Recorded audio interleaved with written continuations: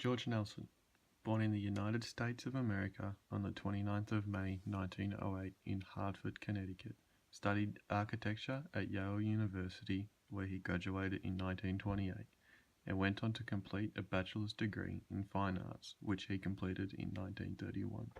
Nelson was mainly known for his industrial design work, and was one of the most influential figures in modern American design.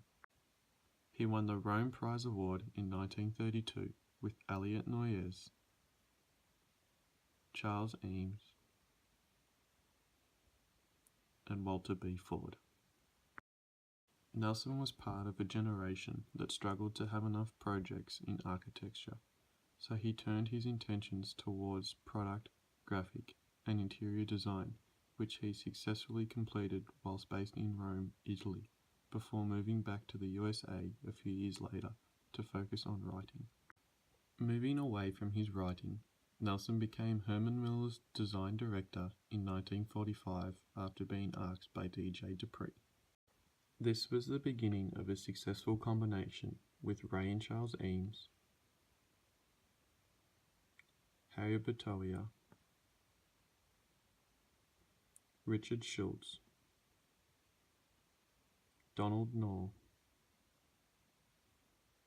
and Osamu Noguchi. From this combination, Nelson went on to design most of the 20th century's most iconic modern furniture. Some of Nelson's designs included the mobile table, designed in 1949, the Asteroid clock, designed in 1950, the Coconut Lounge chair, designed in 1955, the Marshmallow sofa, designed in 1956, the Sunflower clock, designed in 1958, the Polygon clock, designed in 1961, and many more.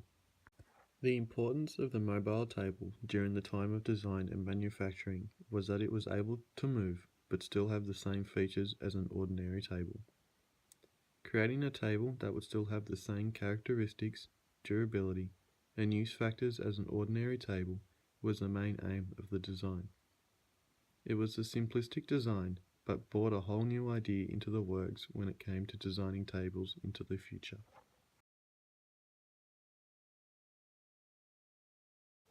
Good design makes a product useful. The main reason a product is designed is for it to be used for its intended use, but also for what it is needed for. Nelson has taken an ordinary table that may sit in one spot, never moved, or a table with only legs, and turned it into something that can be moved around if chosen to. It also has a secondary use of a trolley, as you would be able to place items on the lower or upper shelf to move the item without having to lift them by yourself for a long distance. Good design makes a product understandable. A product can make itself talk without the user needing to read about what it is before using it. It's self-explanatory. In this case, Nelson's mobile table is self-explanatory. It has wheels, which means you can move it, and two flat surfaces to place items on it. Good design is unobstructive. Designed to be a tool, not a decorative object nor a work of art. The mobile table has been made as something to be used in an industry or home. It is to be put to action, not to be on display. Good design is long-lasting.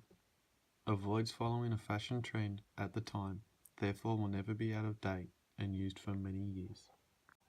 Nelson's table has followed a simplistic design, but something that is durable and that would still be used in today's world, with some minor tweaks, of course. But the main idea behind the design still stays the same. Good design is as little design as possible.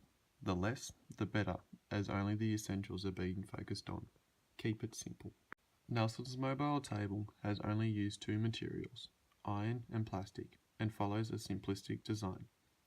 He focused on what was needed, a strong structure and movability, not on little design details that made no performance gain or to make the table look better. By looking through George Nelson's work, the simplicity of his work amazes me because he has turned something so simple into a work of art. He has expanded off the main outline and focused on detail, especially in his clocks. The way he has a flow effect on his work but still thinks about simplicity is something that I focus on myself.